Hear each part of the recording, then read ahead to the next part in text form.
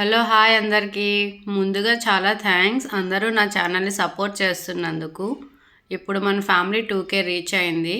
Choco breed అనేది సిజ్జు breed అనమాట. అంటే ద మినీ లయన్ అంటారు, కానీ మినీ లయన్ లాగా ఉండడు, పిల్లిలాగా ఉంటాడు అనమాట.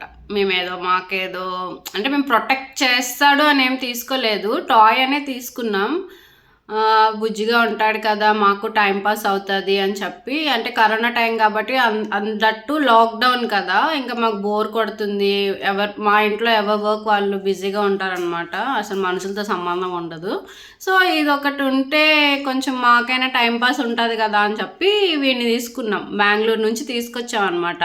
అది కూడా ఎలాగా అప్పుడు లాక్డౌన్ కొంచెం ఓపెన్ చేశారంటే ఎవరింటికి వాళ్ళు వెళ్ళిపోండి ఆ స్టేజ్లో కొంచెం ఓపెన్ చేస్తే మేము అప్పటికప్పుడు ఇక్కడ కనుక్కున్నాం, వైజాగ్లో కనుక్కున్నాం, శ్రీకాకుళంలో కనుక్కున్నాం, చాలామందికి అడిగాము. ఈ సిజ్జు బ్రీడ్ ఇక్కడ దొరకదు. వైజాగ్లో అయితే 50,000 చెప్పారు. అప్పట్లో దీని కాస్ట్ చాలా ఎక్కువ అనమాట, దీని డిమాండ్ ఎక్కువ సిజ్జు బ్రీడ్. మాకు ఇంకా బెంగళూరులో తెలిసేసరికి మేము 35,000 పెట్టి వీడిని మేము ఇంకా బస్సులో ట్రాన్స్పోర్ట్ చేసుకున్నాం అనమాట. సేమ్ మనకి ఎలాగ బస్సులో కాస్ట్ ఉంటుందో పాసింజర్ సీట్కి, అలాగా వీడికి కూడా కాస్ట్ వేశారు, same cost. Bengaluru to Hyderabad పంపించారనమాట. అది కూడా వాడికేం సీట్లో కూర్చోబెట్టలేదు. వాడికి అంటే ఉంటుంది కదా బస్ బ్యాక్ సైడ్ లగేజెస్ పెట్టడానికి, అందులో డాగ్స్ని పెట్టడానికి కూడా ఒక ఆప్షన్ ఉంది. అంటే ఇంకా అందులో పెట్టేసి హైదరాబాద్ వరకు వచ్చాడనమాట చిన్న బొట్టలో. వస్తే మేము అప్పటికి ఒక 4-5 సార్లు ఫోన్ చేసాం వాళ్ళకి. అంటే ఎలా ఉంది, అంత చీకట్లో పెట్టారు కదా, ఆక్సిజన్ అందుతుందా, ఫుడ్ ప్రాపర్ పెట్టారా అంటే మా టెన్షన్. ఫస్ట్ పప్పీ కదా, ఎవరికైనా ఉంటుంది.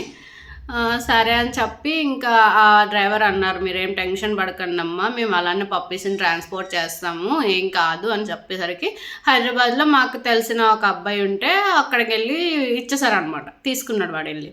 అక్కడ వాడి వర్క్ 2 days ఉంది అంటే ఇంకా వాడింట్లోనే అక్కడ 2 days పెట్టారు.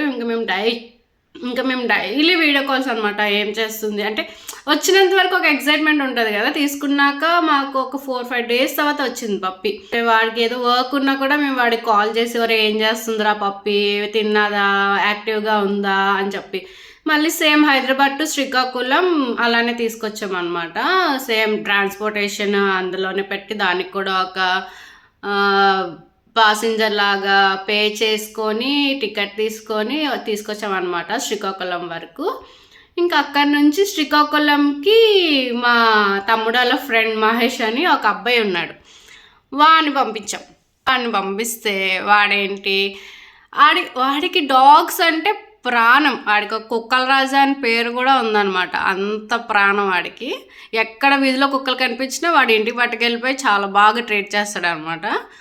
అలా అని చెప్పి వాడు ఇంకా వెళ్ళాడు అర్జున్ రెడ్డి లాగా బుల్లెట్ బండి మీద వెళ్ళి తబేల్మని పడిపోయాడు అనమాట. ఎగ్జైట్మెంట్లో ఏదో తగిలేసి చాలా దెబ్బలు తగిలాయి వాడికి.